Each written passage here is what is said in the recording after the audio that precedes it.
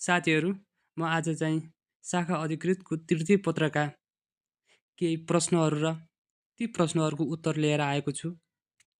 मेरो भिडियोको अन्तिमसम्म रहनुहोला। प्रश्न नम्बर 1 मा छ, नेपालमा विद्युतीय अपराध बढ्दै जानुका कारण के हुन् र विद्युतीय अपराध को न्यूनीकरणका लागि नेपाल सरकारले गरेका प्रयासहरू के छन् भन्ने विषयमा चाहिँ प्रश्न छ। यस्तो प्रश्नको सुरुवात हुन्छ विषय प्रवेशबाट। विद्युतीय यन्त्र उपकरण नेट इन्टरनेट मार्फत प्रत्यक्ष अप्रत्यक्ष रूपमा हानि नोक्सानी र क्षति पुर्याउने सुनिश्चितपूर्ण कुकर्मलाई के भनिन्छ? विद्युतीय अपराध हो। विद्युतीय अपराध सूचना प्रविधिको तीव्र विकासको दुरुपयोग हुँदा सिर्जना भएको हो। नेपालमा विद्युतीय अपराध बढ्दै जानुका कारण राज्यको कमजोर नियमन व्यवस्थापन हुनु, सूचना प्रविधिका समसामयिक इस्युहरू सम्बोधन गर्ने एकीकृत प्रभावकारी नीति तथा योजनाहरूको कमी हुनु, जस्तै अहिलेका समसामयिक इस्युहरू भनेका के हुन् भनेपछि साइबर अपराधका विषयहरू हैन, अनि एआईका विषयहरू, अनि त्यसपछि चाहिँ अब त्यो के भन्छ सूचना ट्रान्सफरका कुराहरू हैन, डाटा रिकभरी सेन्टर स्थापनाका कुराहरू, अनि चाहिँ अर्को कुरा चाहिँ यो चाहिँ सूचना प्रविधिको चेतना विकासका कुराहरू हैन, र प्रविधि हस्तान्तरणका विषयहरू जस्ता कुराहरू पनि अहिलेका महत्त्वपूर्ण इस्युहरू हुन्। सरकार र निजी क्षेत्र र अन्तर्राष्ट्रिय समुदाय बीच समन्वय, सहकार्य, सहयोग, आदान प्रदान हुन नसक्नु पनि एउटा समस्या हो। जस्तै अब डाटाहरूको कुरा मैले भनिसकेको अगाडि, त्यसपछि अपराधमा संलग्न व्यक्तिहरूलाई कारबाही र अनुसन्धानका विषयहरूमा गर्ने कुराहरूमा स्रोत साधनको हैन, यस विद्युतीय स्रोत साधनहरूको चाहिँ आदान प्रदान गर्ने विषयमा हुन नसक्नु। यसका विरुद्ध लड्न सक्ने आधुनिक प्रविधि पूर्वाधार र क्षमतावान जनशक्तिको कमी रहनु, विद्यमान साङ्गठनिक संरचनामा सीमित स्रोत साधन र साँघुरो दायरा र अधिकार हुनु, सेवा सङ्गठनलाई विशिष्टीकरण गर्न नसक्नु, सामाजिक सञ्जालमा अश्लीलता, अपाच्य र भाइरलकोलाई प्राथमिकता दिने प्रवृत्ति हुनु, नागरिकमा साइबर शिक्षाको कमी रहनु, सूचना प्रविधिमा शिक्षित प्राविधिक जनशक्ति बेरोजगार हुँदा भाइरस पठाउने हैन, विभिन्न ठगी धन्दा गर्ने काम पनि यो चाहिँ प्रविधि जानेको जनशक्तिबाट हुन्छ। अनलाइन बिजनेसलाई स्क्रिनिङ गर्न नसकेको, जस्तै अब हामीले अनलाइन कारोबार, अनलाइन बिजनेस हुन्छ नि, यस तिनीहरूमा चाहिँ सबैले गर्न पाउने, सबैले सञ्चालन गर्न पाउने, जताभावी गर्न पाउने, जताभावी विज्ञापन गर्न पाउने कारणले गर्दा पनि अपराध बढेको हो। अपराध अनुसन्धानको छानबिन, तहकिकात हैन, अनि फैसला निर्णय कार्यहरू ढिलाइ र सुस्त हुनु, र दण्ड सजायलाई कठोर बनाउन नसकिनु हैन, कठोर कानुनहरूको निर्माण नहुनु पनि यसको कारण हो। नेपालमा विद्युतीय अपराध न्यूनीकरणलाई भएका प्रयास के छन् त है त? अब संवैधानिक प्रस्तावनामा दिगो शान्ति, विकास र सुशासन समृद्धिको कामना छ, सङ्कल्प छ। भाग 3 मौलिक हकमा का व्यवस्था छन्, जसमा चाहिँ धारा 19 मा सञ्चारको हकले चाहिँ नेपालको स्वतन्त्र, सर्वोच्चता, भौगोलिक अखण्डता हैन, सार्वजनिक शान्ति, देशद्रोह जस्ता कामहरू गरेका छैन भने कुनै पनि सूचना र सञ्चार प्रविधिलाई चाहिँ जफत गरिने छैन। तर यदि त्यस्तो काम गरेका रहेछ भने त्यसलाई चाहिँ के गरिनेछ, त्यस्तो चाहिँ प्रकाशन प्रशासन गर्ने हैन, सामग्रीलाई त्यस्तो निकायलाई चाहिँ त्यस्तो चाहिँ आबद्ध व्यक्तिलाई चाहिँ के गरिनेछ, कारबाही गरिन्छ, त्यस्तो चाहिँ गरिनेछ भन्ने कुरा छ। त्यस्तै गोपनीयता हकले चाहिँ गोपनीयता हकले केही कुराहरू गोप्य राख्नुपर्ने कुरा भनेको छ। तर सूचनाको हक धारा 27 ले चाहिँ कानुन बमोजिम गोप्य राख्नुपर्ने जानकारी कसैलाई दिन बाध्य पारिने छैन भनेको छ। अब चाहिँ यहाँ त के छ, सूचना प्रविधिको प्रयोग गरेर अश्लीलता, गोपनीयताको हरास गराउने कुराहरू हैन, धाक धम्की दिने कुराहरू हैन, त्यसपछि अब चाहिँ के भन्छ, यो फाइनान्स फ्रड भन्छ, जस्तै क्रेडिट फ्रड गर्ने कुरा, अर्काको एटिएम का पासवर्ड हैन, अर्को खाताबाट चाहिँ पैसा के भन्छ निकाल्ने काम पनि भइरहेको देखिन्छ। अब राज्यका निर्देश सिद्धान्तमा के छ भने, धारा 51 को राजनीतिक शासन व्यवस्था नीतिले को बुँदा नम्बर 5 ले आम सञ्चारलाई स्वच्छ, निष्पक्ष, सक्षम र व्यावसायिक बनाउने कुरा गरेको छ। त्यस्तै कानुनी तथा नीतिगत व्यवस्थाका प्रयासमा के छ भनेपछि विद्युतीय कारोबार ऐन 2063 र नियमावली 2064 को परिषद 9 ले सजायको व्यवस्था गरेको छ, त्यस्तो प्रयास गरेको छ। सूचना तथा सञ्चार प्रविधि नीति 2072 को व्यवस्था भएको छ। सूचना प्रविधि र प्रविधि आकस्मिक सहायता समूह सञ्चालन निर्देशिका 2075 छ र अनलाइन र बाल सुरक्षा निर्देशिका तर्जुमा र कार्यान्वयन भएको छ। सार्वजनिक सुरक्षा नीति 2082 र साइबर सुरक्षा नीति 2082 र विनियमावली 2077 लागू भएको छ। मुलुकी ऐनको दफा 19 ले पनि 19 मुलुकी देवानी संहिता 2074 र मुलुकी अपराध संहिता 2074 ले पनि यस सम्बन्धी केही व्यवस्था गरेको छ। त्यस्तै पेटेन्ट डिजाइन ऐन अनि त्यसपछि प्रतिलिपि ऐन, नागरिक एप्स हैन, सरकारी वेबसाइट व्यवस्थापन निर्देशिका जस्ता पनि निर्देशिकाहरू तयारी भएर कार्यान्वयनमा आएका छन्। त्यस्तै केही संरचनात्मक या सङ्गठनात्मक प्रयास पनि गरेको छ। जस्तै राष्ट्रिय सूचना प्रविधि केन्द्रको स्थापना भएको छ, साइबर अपराध अनुसन्धान महाशाखाको गठन भएको छ हैन, अनि गृह मन्त्रालयमा। अनि सूचना पार्कको स्थापना भएको छ, डाटा रिकभरी सेन्टरहरूको स्थापना भएका छन्। सूचना प्रविधि मन्त्रालयमा रहेका कुरा के छन् भने राष्ट्रिय सूचना प्रविधि आकस्मिक सहायता समूह गठन भएको छ। राष्ट्रिय सुरक्षा अनुगमन केन्द्रहरूको पनि केन्द्रको निर्माण भएको छ। सूचना प्रविधि विभागबाट जी क्लाउड हैन, गभर्नमेन्ट क्लाउडको स्थापना भएको छ। परमाणविक नियन्त्रण कार्यालयमा रहेको फोरेन्सिक ल्याब भयो, साइबर ब्युरो हैन, नेपाल पर्यटनमा एउटा साइबर ब्युरो नै छ। त्यस्तै अरू के गरेका छन् भने अन्तर्राष्ट्रिय सन्धि सम्झौता हैन, राष्ट्रिय सन्धि सम्झौता महासन्धिहरू अभिसन्धिहरूलाई चाहिँ राष्ट्रिय हित र आवश्यकताको आधारमा पक्षधर हुने, त्यसमा हस्ताक्षर गर्ने, त्यसका लागि आवश्यक नियम कानुनहरू बनाउने काम भएको छ हैन। जस्तै युएन साइबर कन्भेन्सन 2021 पनि नेपाल चाहिँ पक्षधर भएको छ। जस्तै अब यसको निष्कर्षमा हुन्छ विद्युतीय संयन्त्रको प्रयोग मार्फत अन्य अपराधका कार्यहरूलाई वृद्धि हुन सहयोग पुगेको अवस्थामा नेपालको आर्थिक, प्राविधिक र सामाजिक कमी कमजोरीलाई दीर्घकालीन व्यवस्थापनका लागि प्रभावकारी नीति योजना र कार्यक्रम लागू गर्नुपर्ने देखिन्छ भनेर गर्ने है। अब प्रश्न नम्बर 2 को उत्तर छ। प्रश्न नम्बर 2 को प्रश्न के छ भने नेपालमा चाहिँ खाद्य सुरक्षाको वर्तमान अवस्था के छ र खाद्य सुरक्षामा रहेका कमी कमजोरीहरू के छन् र यसको समाधान के गर्नु पर्ला भन्ने प्रश्न छ। यसको विषय प्रवेश हुन्छ मानवलाई स्वस्थ तन्दुरुस्त हुनका लागि आवश्यक पर्ने खाद्य वस्तुको आर्थिक भौतिक उपलब्धता, पहुँच र उपयोग र स्थिरता नै खाद्य सुरक्षा हो। खाद्य सुरक्षा मानवीय अस्तित्वको पूर्व शर्त पनि हो। अब यसको वर्तमान स्थिति के छ? वर्तमान स्थितिमा एउटा तथ्यगत स्थितिमा ग्लोबल हङ्गर इन्डेक्समा चाहिँ नेपाल 68औं स्थानमा छ। विश्वव्यापी खाद्य सुरक्षाको सूचाङ्क चाहिँ नेपालले 56.9 प्रतिशत पाएको छ र खाद्य उपभोक्ता सूचाङ्क चाहिँ नेपालको 163.1 छ। प्रति व्यक्ति खाद्यान्न कति छ?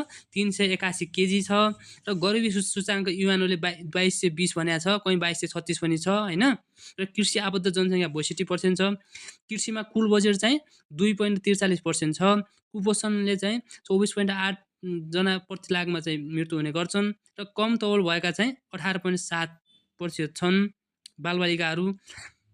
अब नेपालको संविधानमा पनि केही न केही व्यवस्था गरेको छ। जस्तै धारा 36 मा खाद्य सम्बन्धी हकको व्यवस्था छ, धारा 44 मा उपभोक्ताको हक छ, खाद्य अधिकार त खाद्य सम्पूर्ण तथा खाद्य अधिकार सम्बन्धी ऐन 2075 गठन निर्माण तर्जुमा भई कार्यान्वयनमा आएको छ हैन।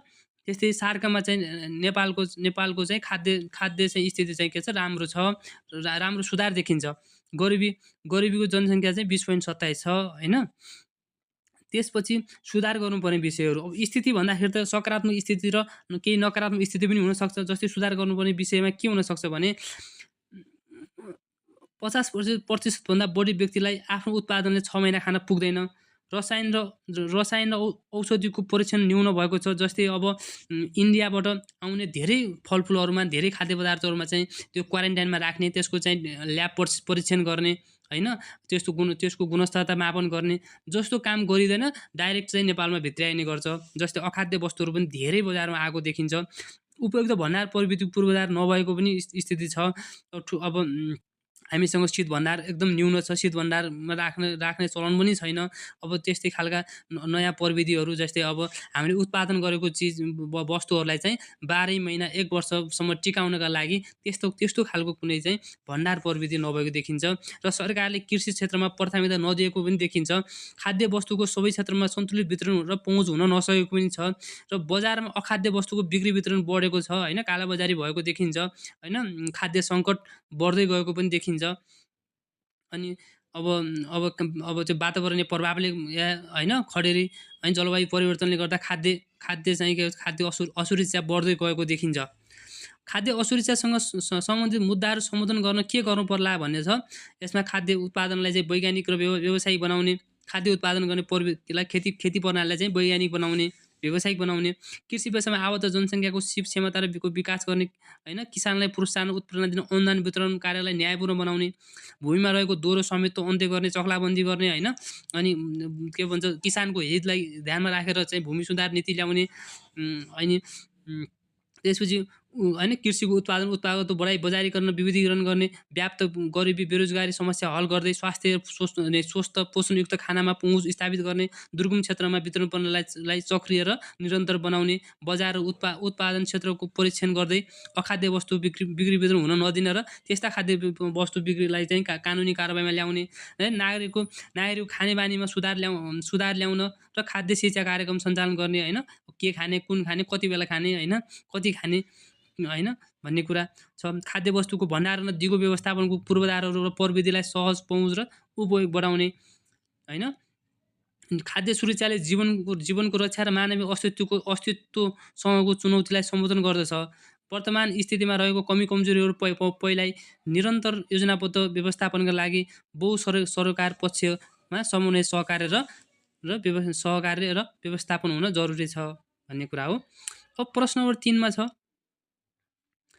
प्रश्न नम्बर 3 के छ भने हैन, सामाजिक संरचनाका सिद्धान्तहरू के छन् र सामाजिक संरचनामा भएका समस्याहरू के छन्, यसलाई कसरी समाधान गर्न सकिन्छ भन्ने खालको प्रश्न छ। यसको विषय प्रवेश हुन्छ। समाजमा रहेका अशक्त, असहाय, अपाङ्ग, ज्येष्ठ नागरिक, बालबालिका, जो आफ्नै हेरचाह गर्न नसक्ने व्यक्तिहरू, पिछडिएका व्यक्तिहरू, वञ्चितीकरणमा परेका व्यक्तिहरू, अल्पसङ्ख्यक समुदायहरू हैन, गर्भावस्थामा भएका व्यक्तिहरू हैन, अर्को चाहिँ के भन्छ बहिष्कृत व्यक्तिहरू र समुदायलाई जोखिमपूर्ण अवस्थाबाट उद्धार, राहत, सुरक्षा र आत्मसम्मान एवं आत्मसन्तुष्टि र गौरवपूर्ण तरिकाले जिउने अधिकारको प्रबन्ध गर्नु नै के हो, सामाजिक संरक्षण हो। सामाजिक संरक्षणको कार्यक्रम नेपालमा चाहिँ सन् 1991बाट आएको थियो हैन। उसलाई के भन्छ, हाम्रो सैनिक सुरक्षा कार्यक्रम आएको थियो है, जुद्ध सम्झेर ल्याएको थिए। अब आउँछ सामाजिक संरचना सिद्धान्त भनेको एउटा पहिलो सिद्धान्त हो मानव अधिकार, मानवताको सिद्धान्त। मानव भएर बाँच्न पाउने अधिकार सुनिश्चित हुनुपर्छ, मानव बचाउको अधिकार, मानवीय अस्तित्व रक्षा गर्नुपर्छ। सामाजिक कल्याणको विषय हो एउटा, लोक कल्याणकारी राज्यको स्थापना गर्ने हैन, समाजमा चाहिँ एउटा कल्याण कायम गर्ने हैन, कल्याणकारी कार्यक्रम हो। अब एउटा मानव अधिकार सिद्धान्त हैन, समानता, न्याय, कल्याण हैन, स्वतन्त्रताको कुराहरू हुन्छ। अर्को यो सामाजिक उत्तरदायित्वको सिद्धान्त, सबै सक्रिय र जिम्मेवार बन्नुपर्छ। अब मानव विकास सिद्धान्त, आयु, क्षमता, सशक्तिकरण, क्षमता विकास हैन, उत्थानका कुराहरू भयो। अब अरू सिद्धान्त चाहिँ योजनाबद्धको सिद्धान्त, सहभागिता सिद्धान्त, समानताको सिद्धान्त, सामाजिक न्यायको सिद्धान्त, समावेशीकरणको सिद्धान्त हैन। त्यसपछि चाहिँ अरू के हुन्छ, त्यस्ता खालका सिद्धान्तहरू छन्। यसको सिद्धान्तलाई अरू धेरै पनि भन्न सकिन्छ। त्यसपछि अर्को छ नेपालमा विद्यमान सामाजिक संरचना नीतिका कमजोरीहरू के छ है। सामाजिक संरचना नीतिका कमजोरी के छन् भने पर्याप्त दीर्घकालीन सोच र एकीकृत नीतिको कमी छ, सरकारको मात्रै जिम्मेवारी भन्ने ठान्ने प्रवृत्ति छ हैन, यो सामाजिक सुरक्षा गर्ने काम सरकारको, हाम्रो होइन भनेर समाजमा आबद्ध, समाजमा रहेका हैन सङ्घ संस्थाहरूले पनि चाहिँ पन्छिने कुरा छ। बढी मौद्रिक सहायतालाई पक्षपोषण गरेको भनेको सरकारले चाहिँ पैसा वितरण गरे भइहाल्छ भन्ने होइन, यो ज्येष्ठ नागरिकहरूलाई उहरूलाई चाहिँ सामाजिक सुरक्षा भत्ता दिए हुन्छ भन्ने छ। सामाजिक सुरक्षाको दिगो र उत्पादनमुखी नभएको, सामाजिक सुरक्षा चाहिँ दिगो र उत्पादनमुखी छैन। सरकारले पैसा दिन्छ, बुढाबुढीले ल्याएर खान्छन् होइन, त्यसलाई सक्छन्, तर त्यो उत्पादनमुखी भोलि चाहिँ बचाएर कुनै चाहिँ एउटा चाहिँ त्यो के भन्छ उत्पादन गर्ने खालको ठाउँहरूमा त्यसलाई कुनै सिपमा लैजाने होइन, आत्मनिर्भर बन्ने खालको छैन। सामाजिक सहभागिता र योगदान न्यून रहेको छ। अब सामाजिक सुरक्षामा समाजको योगदान पनि छैन, सहभागिता पनि छैन होइन। अब सामाजिक सुरक्षाका कार्यक्रममा होइन, अब सरकारको अनुदान वितरणमा वास्तविक लक्षित वर्गहरूको पहुँच हुन सकेका छैन। अब जो चाहिँ राजनीतिक रूपमा, प्रशासनिक रूपमा जसको चाहिँ पहुँच पुग्छ उसैले नै अनुदान पाउँछ, उसैले नै सरकारबाट अन्य सुविधाहरू पाउँछ। सरकारको सहायता दुरुपयोग र अनियमितता बढेको। अब सरकारले दिने काममा चाहिँ एकदमै सरकारले के सहायता दिन्छ होइन, राहत उद्धारका कुराहरू हुनसक्छ, कुनै चाहिँ गरिबी निवारणका कुरा हुनसक्छन् होइन, अनि चाहिँ उत्पादनका कुराहरूमा हुनसक्छ, अनि विभिन्न किसिमका आरक्षणका कुराहरू हुनसक्छन्, अनि चाहिँ सकारात्मक विभेदका कुराहरू हुनसक्छन्। यो यावत कुराहरू हुनसक्छन् जसमा चाहिँ विभिन्न तालिमका कुराहरू हुनसक्छन्। यसमा चाहिँ दुरुपयोग भएको छ। र सामाजिक सुरक्षाको कार्यक्रम एकद्वार प्रणालीमा आबद्ध भएको छैन भन्नुको एकीकृत सामाजिक सुरक्षा प्रणाली छैन। विभिन्न खालका सामाजिक सुरक्षा कार्यक्रमहरू छन् होइन, तिनीहरूमा समन्वय छैन। सङ्घ प्रदेश स्थानीयबीच सहकारी समन्वय र स्वतन्त्र प्रशासन बीचको राष्ट्रिय नीतिलाई प्राथमिकता दिएको छैन भन्नुको अर्थ सङ्घ प्रदेश स्थानीय तह बीचमा सहकार्य छैन, समन्वय छैन। प्रदेशको आफ्नै छ कार्यक्रमहरू छन्, स्थानीय तहका आफ्नै कार्यक्रमहरू छन्, जस्तै होइन विभिन्न स्थानीय तहले विभिन्न कार्यक्रम ल्याएका छन् र सङ्घले आफ्नै कार्यक्रम छ, तर सङ्घको कार्यक्रममा स्थानीय तहले त्यही सामाजिक सुरक्षा वितरण कार्यक्रम बाहेक अरू कार्यक्रममा कुनै समन्वय गरेको, आफ्नो बजेट हालेको, आफ्नो सोच राखेको त्यो प्रदेशले पनि देखिँदैन, स्थानीय तहले पनि राखेको देखिँदैन। र प्राकृतिक विपत्तिमा पूर्व तयारी, प्रतिकारी, राहत उद्धार पुनर्स्थापनाका लागि प्रभावकारी कार्ययोजना पनि छैन होइन। अब अनि त्यस्तो पनि छैन। अब सामाजिक संरक्षणका नीतिमा रहेका समस्याहरू समाधानका उपायहरू के छन् भन्ने कुरा छ। अब माथिका समस्याहरूलाई बुझेर लेख्दा पनि सकिन्छ। एकीकृत राष्ट्रिय नीति तर्जुमा र कार्यान्वयन भएको गर्ने, दिगो उत्पादनमुखी कार्यक्रम सञ्चालन गर्ने, वित्तीय स्रोतको प्रबन्धलाई स्थिर बनाउने, जथाभावी वितरणमुखी कार्यक्रम नियमन गर्ने, सङ्घ प्रदेश स्थानीय तहबीचमा सहकार्य समन्वय गर्ने, लक्षित वर्गको पहिचान, राष्ट्रिय गरिबी परिचयपत्र वितरणका कार्यलाई छिटो बनाउने, विपद प्रतिकार होइन पूर्व तयारीको र पुनर्स्थापना पुनर्निर्माणको कार्यलाई शीघ्र बनाउने, गरिबी निवारण र रोजगारीका कार्यक्रमहरू सञ्चालन गर्ने होइन, त्यो गरियो भने। र अरू कुरा अशक्त असहायलाई चाहिँ अब हेरेर चाहिँ पैसा भन्दा पनि उनलाई चाहिँ व्यवसाय दिने, दिगो बनाउने, कार्यक्रममा दिगो बनाउने। अब यसको निष्कर्ष हुन्छ सामाजिक सुरक्षा र संरक्षणका सिद्धान्तलाई नीति त योजना कार्यक्रममा आत्मसात गर्दै वर्तमान चुनौती र समस्याका समाधानका लागि सरकार र सरकार बाहिरका पक्षहरूको योगदान र सहभागितामा जोड दिन आवश्यक छ भन्ने होइन। अब प्रश्न 4 मा छ होइन, प्रश्न 4 मा के छ भने निजी क्षेत्रको भूमिका के छ र निजी क्षेत्रका भूमिकामा रहेका समस्याहरू के छन् र कसरी समाधान गर्ने भन्ने कुरा छ। राज्यको कानुनको दायरामा रही स्थापना भएका व्यक्ति, कम्पनी, व्यवसायहरूको आफ्नै पुँजी र प्रविधि व्यावसायिक व्यवस्थापन र कौशलताका क्षेत्रहरूको समग्रता के हो? निजी क्षेत्र हुन्। सरकारले आफ्नो आर्थिक उद्देश्य मार्फत निजी क्षेत्र अर्थतन्त्रको खम्बाको रूपमा लिएको छ हो। धारा चाहिँ 50 को खमा चाहिँ आर्थिक उद्देश्य छ, जहाँ चाहिँ निजी क्षेत्रको सहभागितालाई चाहिँ अनि के भनेको एउटा सरकारको राष्ट्रिय उद्देश्यको रूपमा लिएको छ। अब हुन्छ अर्थतन्त्रमा निजी क्षेत्रको भूमिका के हुन्छ भन्ने कुरा हो। पहिलो भूमिका त सरकारसँगको समन्वय गर्ने हो। नीति योजना निर्माणमा समन्वय गर्न सक्छ, स्रोत साधन परिचालनमा गर्न सक्छ, विकास निर्माण र सञ्चालनमा पनि गर्न सक्छ, बजेट कार्यक्रम कार्यान्वयनमा गर्न पनि सरकारसँग समन्वय गर्छ होइन। त्यसपछि के छ भने अन्तर्राष्ट्रिय बजारमा पहुँच बढाउन पनि गर्छ, स्थानीय उत्पादनको ब्रान्डिङ र प्रतिस्पर्धा गर्न, निर्यातलाई प्रवर्धन गर्न पनि, र अब अन्तर्राष्ट्रिय जगतसँग समन्वय गर्ने, त्यहाँ चाहिँ आफ्नो पहुँच विस्तार गर्ने कुरा पनि हुन्छ। अब चाहिँ राष्ट्रिय पुँजी निर्माण गर्ने, जस्तै अब कर राजस्वमा योगदान गर्न सक्छ, विदेशी मुद्रा आर्जन गर्न सक्छ, लगानी भित्राउन पहल गर्न सक्छ, लगानी मैत्री वातावरणको निर्माण गर्न सक्छ। अर्को चाहिँ आधुनिक लाभकारी पूर्वाधार निर्माण गर्न, जस्तै स्थानीय सुरक्षाको परिचालन हुने खालका गर्न सक्छ, व्यावसायिक वातावरण निर्माण हुने खालको हुन्छ, ठुला आयोजना परियोजनामा ठुलो लगानी बढाउन सक्छ होइन, त्यसका लागि आवश्यक पूर्वाधार पनि निर्माण गर्न सक्छ। मानवीय पुँजी विकास र उपयोग, नवप्रवर्तन खोज अनुसन्धान गर्न सक्छ, दक्षता सिप र विकास गर्न सक्छ। के अरे श्रम क्रय शक्ति बढाउने जस्तै अब के भन्छ श्रमिकलाई उनीहरूको क्षमता उनीहरूको चाहिँ क्षमताको विकास गर्न सक्यो, उनीहरूलाई एकदमै दक्ष बनाइयो, प्राविधिक बनाइयो भने उनले चाहिँ कमाउन सक्ने क्षमता पनि बढ्छ। बजारमा प्रतिस्पर्धी क्षमता बढाउने। अर्को छ सामाजिक उत्तरदायित्व वहन गर्ने, जस्तै समाजको संरक्षण गर्ने, बचाउ गर्ने होइन, राहत उद्धार पुनर्स्थापनाका कामहरू गर्ने, मानव विकासको कामहरू गर्ने, सहयोग गर्ने, सहायता प्रदान गर्ने, ज्येष्ठ नागरिकहरू होइन, अब त्यो सामाजिक सुरक्षाको काम भइहाल्यो। अनि अब राहत दिने, चन्दा दिने जस्तो काम पनि गर्न सक्छ र प्रविधि हस्तान्तरण हुने काम पनि गर्न सक्छ, पुँजी प्रविधि हस्तान्तरण गर्ने काम पनि गर्छ। अनि अब सरकारलाई परामर्श सल्लाह दिने काम पनि गर्छ। अब निजी क्षेत्रको सामना गर्नुपरेका समस्या के हुन् भने राजनीतिक प्रभाव छ, जस्तै बन्द हडताल, चन्दा असुली गरेर हस्तक्षेप छ होइन। अब राजनीतिक स्वार्थमा चाहिँ अब स्वीकृति दिने अनि चाहिँ उसलाई सञ्चालन गर्न दिने छ होइन। अनि के छ भने चाहिँ अस्वस्थ प्रतिस्पर्धा छ। सामाजिक सुरक्षाको कमी छ, जस्तै अवरोध गर्ने, जग्गा बस्ती हस्तान्तरण बस्ती चाहिँ सार्ने कुरा छ।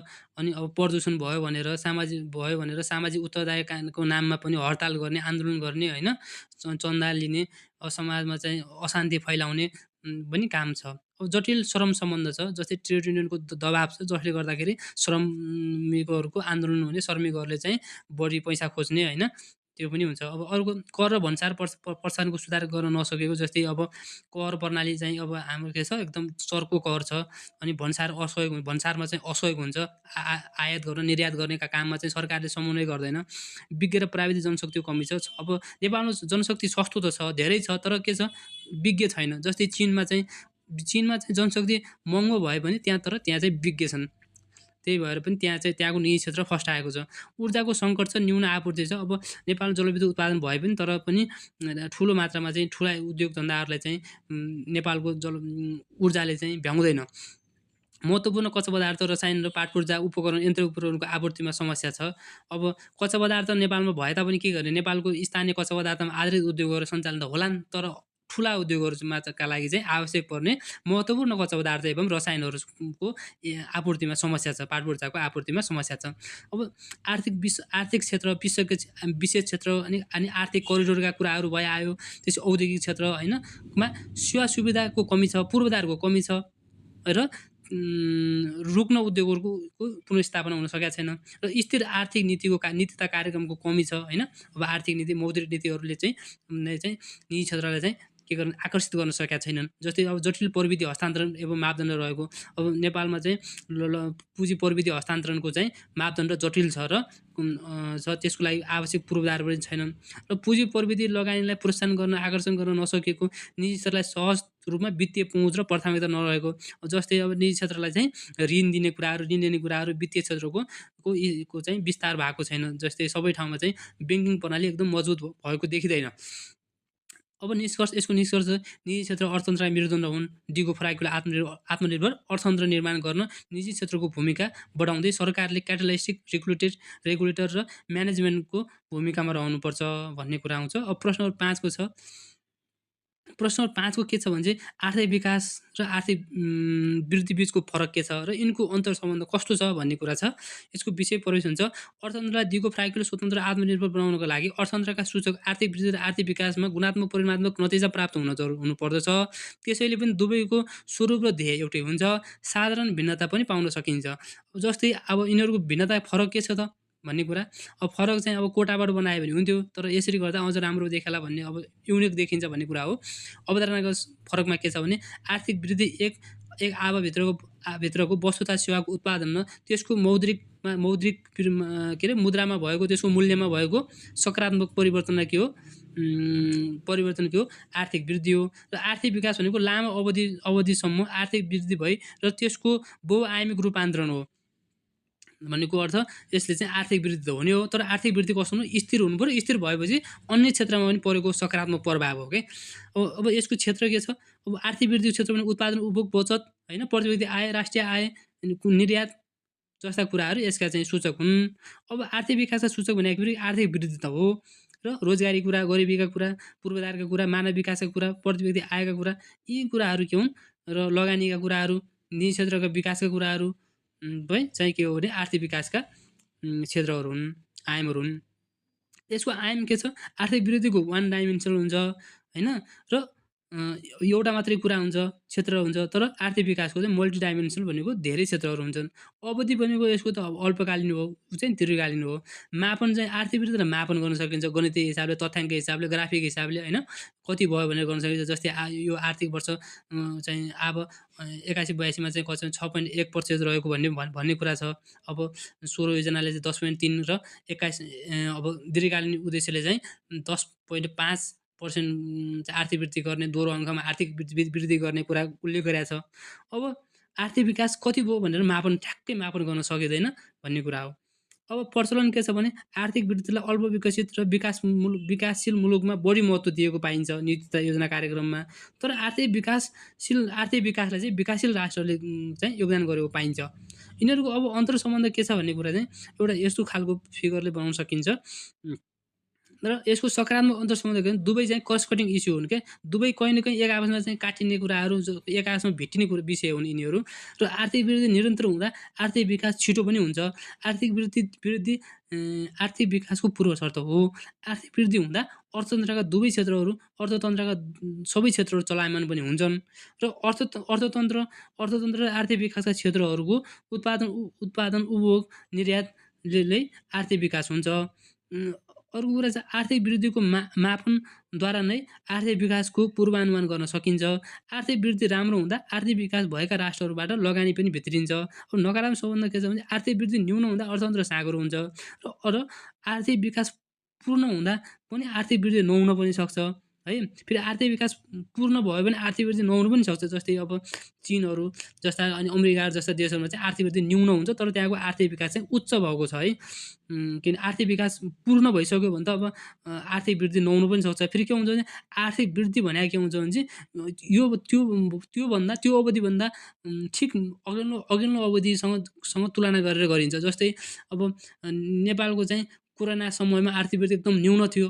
कोरोना कालमा सबै अर्थतन्त्रका सबै आयामहरू चाहिँ ठप्प थिए। जब कोरोनापछि अब सकियो त्यसपछि के भयो, अर्थतन्त्र ध्वात्त बढ्यो के, किनभने चाहिँ सबै क्षेत्रहरू सक्रिय भए। त्यस्तो कारणले पनि हो। अब यसको निष्कर्ष हुन्छ आर्थिक वृद्धि र आर्थिक विकास दुवैको ध्येय मानव विकास हो। दुवैमा भएका स्वरूप, संरचना, मापनमा फरक भए पनि दुवैको अन्तर्सम्बन्ध अन्योन्याश्रित र परिपूरक छ भन्ने कुरा हो यसको निष्कर्ष।